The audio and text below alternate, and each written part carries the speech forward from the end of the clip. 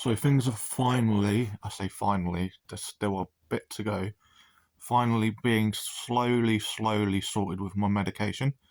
So I've not had a pain patch since mid-March. So as of today, I hadn't washed for a couple of weeks. I've got my new pain patch on.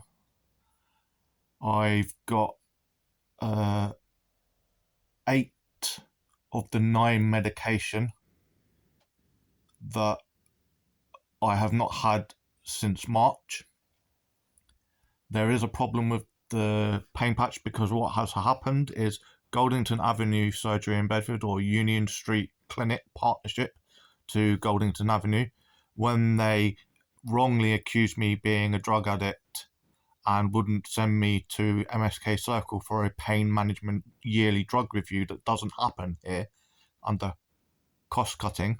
So between 2018 to 2023, I did not have a yearly pain management drug review with a pain specialist, where in those scenarios I can say this medication needs increasing, and do you agree, and will you explain this to the GP?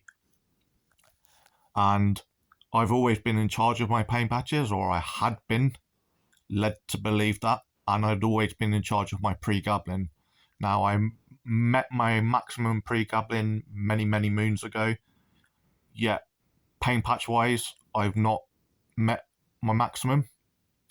And so after Goldington Avenue surgery kept ignoring Florence Woolhouse Mental Health Services in Bedford and myself by email saying, look, I'm really struggling at the moment, I'm not going to be able to make phone calls to make an appointment, I need a vulnerable or urgent appointment, whether it be by phone or not, so that I can either talk about increasing my pain patch, or if you don't want to increase it, sending me to the pain specialist. Now, I gave them 2 warnings in July 2022 by email that if they did not book these appointments that I'd been requesting for ages, or send me straight to MSK Circle for a pain management drug review, I would be increasing my pain patch to 2 pain patches, which would go from 15 micrograms per hour to 30 micrograms per hour every 7 days. And I said I have enough supply to do this between so many months, and that supply ended in January 2023, and this is when these problems arose. And so when the problems arose, not only did the GP not be isn't my GP, and I hadn't seen them in 3 years, they didn't know what complex regional pain syndrome type 1 was. They didn't know what mid-carp instability was. And I was also there to be asked to be re-referred back to MSK Circle, to be re-referred to Addenbrooke's for spinal cord implant trialing testing of 6 to 8 weeks to see if it can help, which I declined in January 2020 and soon changed my bloody mind very quickly, yet Goldington would not make appointments over the phone, via email or text message, knowing that I was really struggling mentally to make phone calls. And so for 3 years I did struggle to make those phone calls, and I made it. So they took me off the Zappa pain, which I've now had to ask the new doctor for, and hopefully they'll do that next week. And so when they were listing off the new drugs, as in they're not new drugs to me, but they are, because I hadn't had them since February and March, I didn't realise that the old thing that Goldington had put in place, which was they would only give me 1 pain patch a week, which cost the NHS and myself, and as in extra paperwork, extra signatures, whereas when you get all your medication in 1 month, you sign one piece of paper. And so when they labelled me a drug addict, which was also incorrect, they put on the system that forced the pharmacy to give me a pain patch a week. And I don't always go out, so that's why I was using a postal pharmacy for like 5 years. But then the Royal Mail strikes happened December and November last year, and I had to go to the local pharmacist. And then when the January problem arose, I said I'm going to find it very impossible to pick up a weekly pain patch every week for the rest of my life while you play silly buggers with my medication. And I know Pharmacy to You would not post a weekly pain patch because it will cost the NHS more.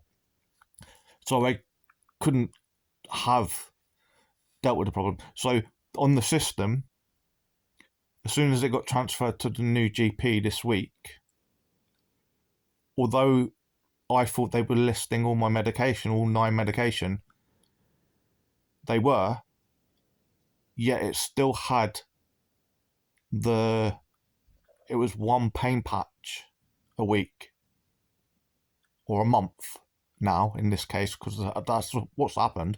So I got 2 pain patches, yet I need a box of 4 every month, and I'll need a spare set because they don't always stick, even with surgical tape. And sometimes over the years between 2009 to 2023, I've had to bin some pain patches because although they've got the chemical in there, if they don't stick, even with surgical tape, they're useless. And so I need spare sets, and it can take like 72 hours to get a repeat prescription. So I'm going to have to ask for a spare set and get it on the list of a box a month, along with the Zappa pain. And then hopefully, so what is it now? May. So hopefully June, the 15th or the 17th of June, all 9 medication will come from the new GPs, hopefully, and will hopefully all, in theory, be the full pain patches, which is 4 a month. So because of Goldington at the old practice, forcing the system, the NHS system that does prescriptions, to do 1 patch a week, when they listed it off this week over the phone, along with 9 medication, when they're going through it, I was like, yep. But I thought it was going to be a box of everything. And it's only when it arrived today that it's still saying apply 1 a weekly. Yet I know Pharmacy to You won't be sending out 1 a week because of costs, because it comes through the post and it's extra cost.